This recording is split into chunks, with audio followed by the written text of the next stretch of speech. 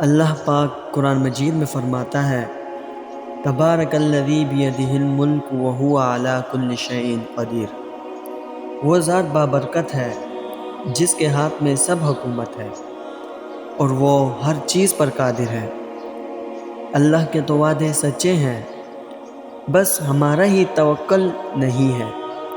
ہم بھروسہ ہی نہیں کرتے، یقین ہی نہیں کرتے اس ذات پر۔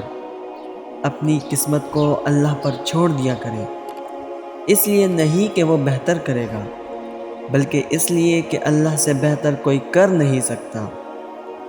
دعاؤں سے نصیب بدل جاتے ہیں، پر ان لوگوں کے جو اپنی دعاؤں پر مکمل یقین رکھتے ہیں۔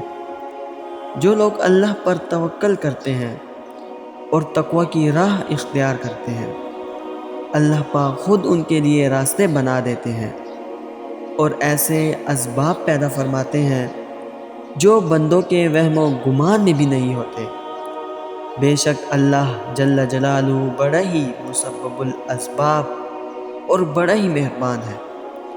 کوئی آزمائش خالی ہاتھ نہیں جاتی انسان پر سے، کبھی صلہ دے جاتی ہے، کبھی مل جاتی ہے، کبھی اللہ کے ہاں مقبولیت دے جاتی ہے اور کبھی دعا کرنے کا سلیقہ دے جاتی ہے۔ اللہ جو آزمائشیں بندے پر ڈالتا ہے، ان میں سے کوئی ایک بھی انسان کو خسارے میں نہیں ڈالتی۔ زبان پہ شکر رکھیں، اللہ بڑا مہربان ہے۔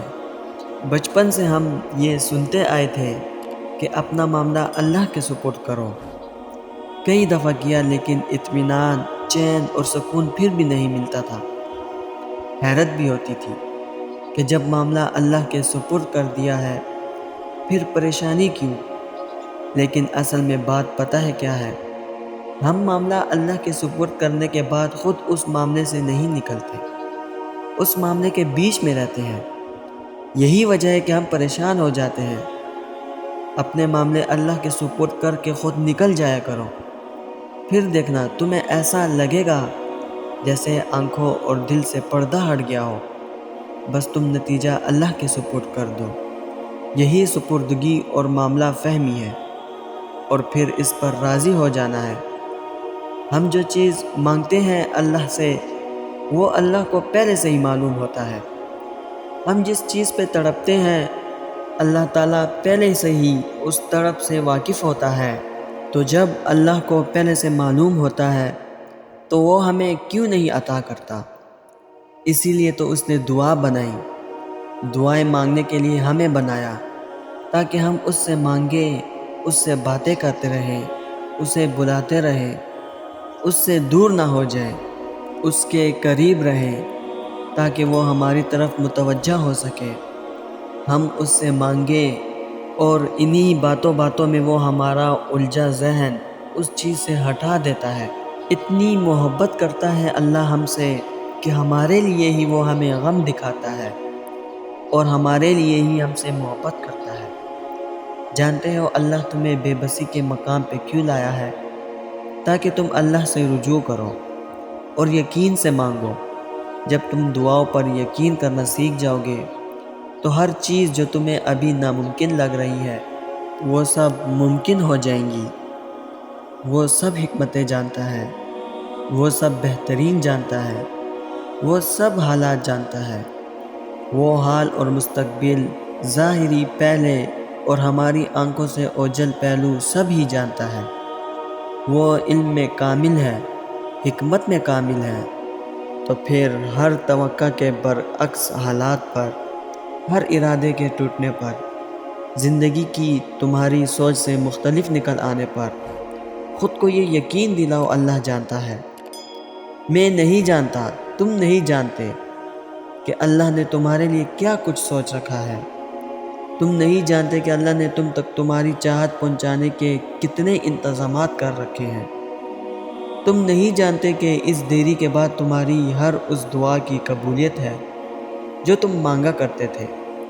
تم نہیں جانتے جس کی ایک تجلی سے کوئی نور راکھ ہو جائے، اس کا ایک حکم کیا سے کیا کر سکتا ہے۔ تم نہیں جانتے کہ تمہارے خوابوں کو پورا کرنے کے لیے اس نے کیسی تدبیریں بنا رکھی ہیں۔ وہ مان جائے گا، جب اللہ چاہے گا سب بدل جائے گا۔ جو اب تک نہیں ہو سکا، ایسا نہیں ہے کہ اب وہ کبھی مل نہیں سکے گا۔ جس منزل کا انتخاب عرش والے نے کر رکھا ہے، اس تک پہنچنے سے تمہیں دنیا کا کوئی راستہ روک نہیں سکتا۔ بس یہ ساری وقت کی ترتیب ہے۔ ضروری نہیں ہے کہ جو مانگا جائے وہ اسی وقت مل جائے۔ سب کچھ اللہ کی منصوبہ سازی ہے۔ تمہارے سوچے ہوئے وقت کے مطابق نہ صحیح، مگر جو بھی ہوگا تمہاری رضا کے مطابق ہی ہوگا۔ اگر سب کچھ فوراً ملنے لگے اور ہو بہو ویسا ہی ملنے لگے جیسا تم چاہتے ہو، تو تمہیں کیسے پتہ چلے گا کہ جو چیز اللہ سے مانگ کر اور اللہ کو منا کر ملے، اس چیز کا مزہ بن مانگے مل جانے جیسا نہیں ہوتا؟ اور اگر نیند آنکھوں میں اترنے لگے تو تم کیسے رات کے اندھیروں میں وہ سرگوشیاں سن سکو گے جو اللہ اور تمہارے درمیان ہوتی ہیں؟ تمہاری دعائیں سن لی گئی ہیں، مگر یہ وقت آزمائش ہے کہ انتظار کتنا کرتے ہو۔ تمہارا سکون بس یہ بات خود کو سمجھا لینے میں ہے کہ جو بھی ہوا اللہ کی رضا سے ہوا، اور جو بھی ہوگا اللہ کی رضا سے ہی ہوگا۔ تو اگر دل کو حقیقت پر منانا مشکل ہو گیا ہے تو اس کو منا لو جو حقیقت کو بدل سکتا ہے، اور اس کو منانے کی ایک ہی تدبیر ہے: دعا، صبر، یقین اور انتظار۔ ہر چیز کو کسی نہ کسی مقصد کے تحت تم سے وابستہ یا پھر دور کیا جاتا ہے، اور وہ مقصد تم کبھی نہیں جان سکتے۔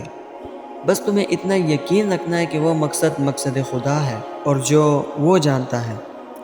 بس مطمئن رہو، جس کے ہاتھ میں تمہارا نصیب ہے وہ معجزوں کا بھی بادشاہ ہے، اور اس سے بہترین کوئی مصنف نہیں۔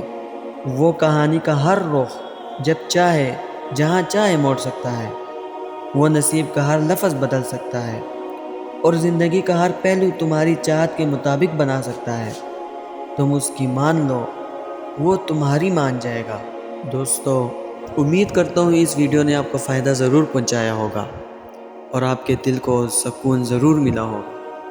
ویڈیو اگر پسند آئی ہو تو لائک کر کے ویڈیو کو شیئر کر دینا، اور اگر ہمارے چینل پر نئے آئے ہیں تو چینل کو سبسکرائب ضرور کر دینا۔ انشاءاللہ ملتے ہیں اگلی ویڈیو میں۔ اللہ حافظ۔